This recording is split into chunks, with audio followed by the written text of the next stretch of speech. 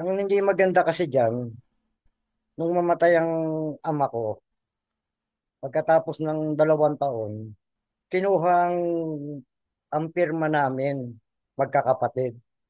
Ngayon, nagbigay kami ng pirma na blanco. Kasi tiwala naman kami eh. Na ang inaasahan namin, although hindi ko naman inaasahan talaga yan eh. Na pagkamatay ng father ko, kung may maiiwan man, hindi kami opportunistang tao eh. Wala kaming hiningi si Brad Ely kahit na anong bagay. Kaya lang, ang ginawa sa amin, hiningan kami ng pirma, ang magkakapatid. Yung sa akin, pinaulit pa nga nila eh, dinoble nila eh. Ngayon, ang tanong ko, sabi ko, siyempre, ang mga kapatid ko nag-iisip eh. Yan si Brad Ely, matalino yan. Super talino yan. Lalo na nung nakakabangga niya ang Iglesia ni Cristo. Alam niya na anytime pwede siyang mamatay, mawala. Kaya yan, ang magkakapatid na yan, iniwanan niya na ng mga property yan. Maraming property yan eh. Kasi nung araw pa lang naman, dalawa lang ang sasakyan yan eh. Francisco na kulay green at saka puti. Na ang driver niyan si Brad Boy. At pagkatapos, yun nga yung pirma na yan, na hindi naman namin inaasahan na kung may maiiwan naman sa ama namin, hindi kami ganun. Mm. Ngayon, yung pirmang yan, ang inaasahan namin, nung pakuhanin kami ng pirma, nagkaroon kami ng, ng kaalaman ngayon na ang taas sa tatay ko, may naiwan yung tulao. Yung 4 na grado na tulao. Yan dating pinagtitirhan nila Brother Josel. Mm. Diyan nakatira si Brad Josel sa ilalim eh. Kaya alam ko eh, dahil natira ako diyan ng ilang taon eh. Yan, palagay ko, naiwan sa father ko yan, naibinenta nila. Kaya kinuha nila ang, ang pirma namin. Hanggang sa wala na, kinuha na lang yung pirma namin, ang ganun-ganun lang. Ang iniisip ko, masyadong kabastusan, Opo naman. nakakasama lang ng loob. Walang pagmamahal sa kamag-anak man lang. Ano pang iisipin natin? Kung sa sariling kamag-anak, walang pagmamahal sa kapatid pang iba, di ba? Kaya Opo. tama yung sinasabi niyo. Yung iba, hirap na hirap, naglalakad, makapagbigay lang ng abuloy, nakakasama ng loob yan. Sobra, sobra na yung ginagawa nila. Tapos sila, nakaka-attend sila ng libo-libong concert, di ba? Opo. Masyado silang spoiled. Hindi maganda, hindi maganda. Kakaawa yung mga kapatid na nandyan pa sa loob ng MCGI. Kaya ituloy nyo lang po yung ginagawa nyo para kayo ang magsasagip ng kaluluwa, hindi sila. Di ba? Opo. Yung totoong sinasabi ko eh. Humarap sila sa akin. Oh.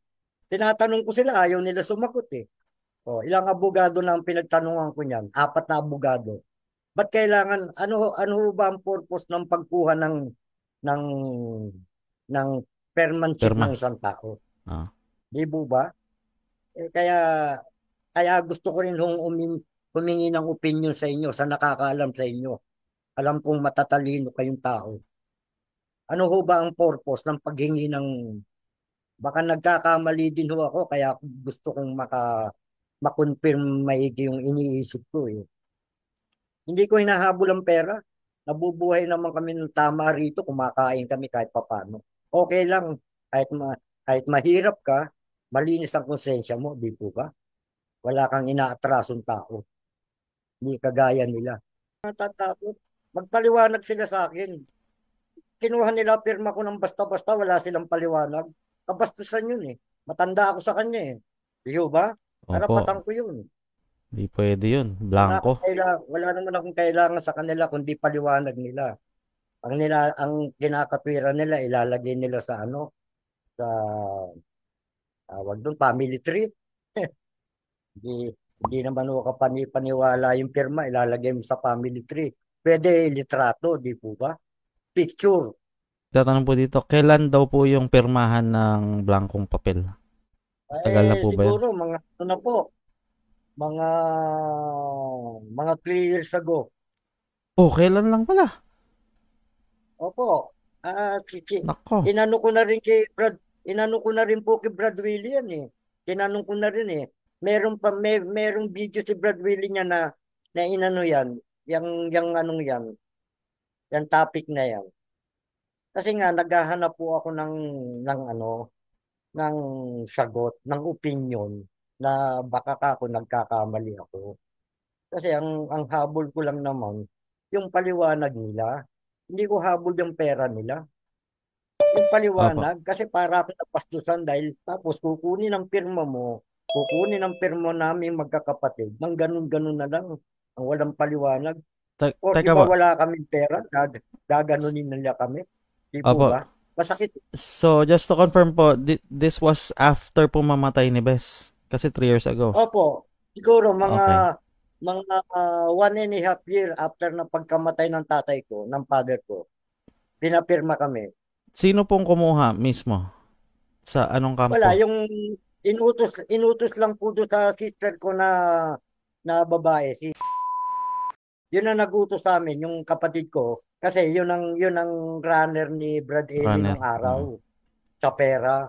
Pagka kailangan ng pera ni Brad Ely, yun ang naghahagilap ng pera para mautangan.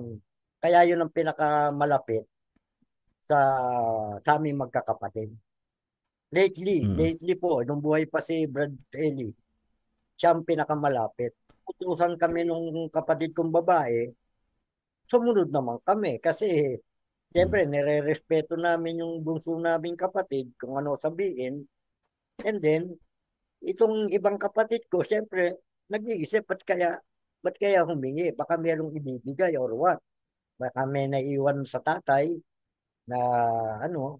Eh, siyempre, pagka ganitong mahirap ka lang naman, kahit papano, malaking bagay na yung may inaasahan ka, kahit konti, dito ba? Pero, actually, sa akin, hindi ako umaasa ron. Kaya lang, naawa ko doon sa mga kapatid ko, para bang umasa kung meron man ho. Kung wala naman, okay lang eh. Pero ang kailangan Opo. ko paliwanag. Yun lang Opo. po. Delikado po yan. Meron sana tayong abogado dito. Wala. Hindi ko na nakokontak eh. Si Scale. Oo. Mm. Yung pinapirmahan, ano po ang lapit sa inyo na para saan daw po yun?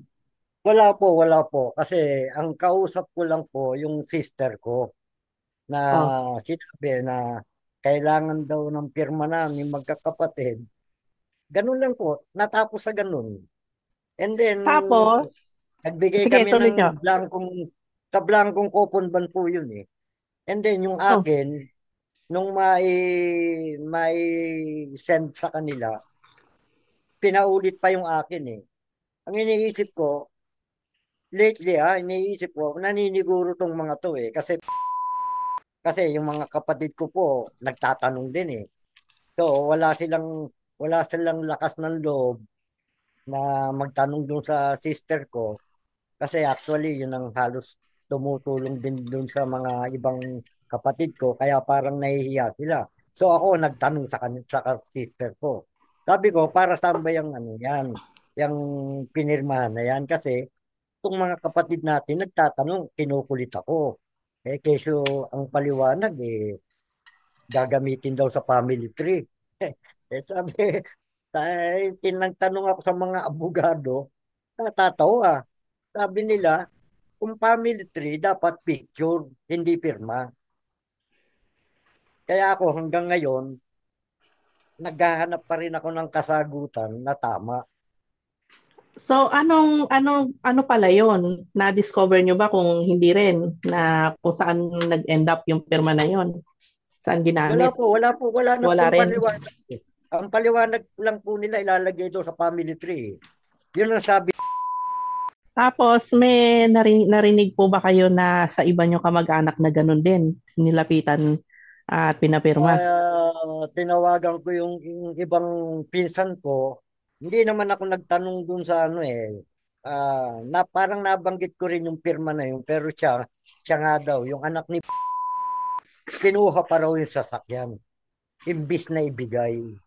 Ang katwiran nila, marami daw utang.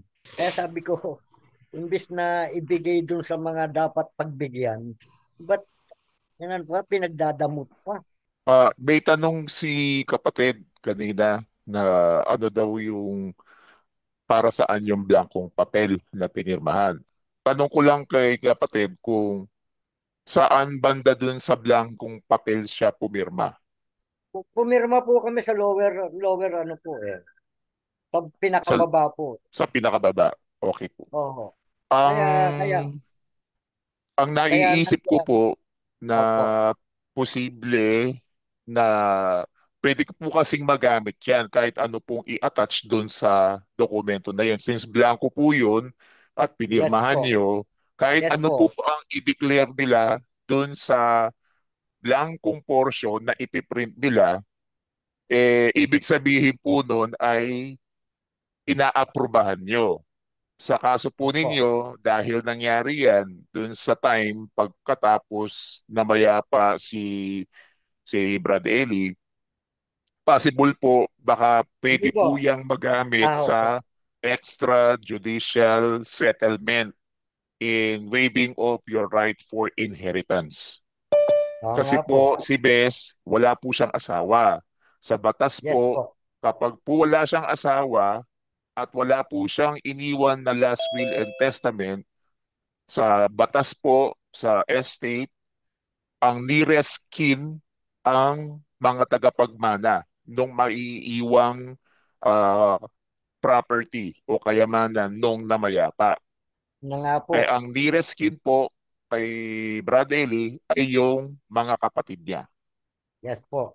Yun na Yun nga po po ang yung hindi. Yun naiisip na nga ko na po. possible na pwedeng paggamitan kasi napaka timely naman na pinapirma kayo sa isang blankong papel kung kailan After. after namatay si Bes. Pwede naman nilang gawin yan na nagpapirma sila sa inyo na buhay pa si Bes. Pero bakit po yan ginawa dun sa time na after na namatay? Kaya nga po, pagkatapos ng mamatay si Brad Daly, saka sila nagpagawa. Eh kasi kung buhay Eto, si Brad Daly, hindi naman opo. gagawin yan eh.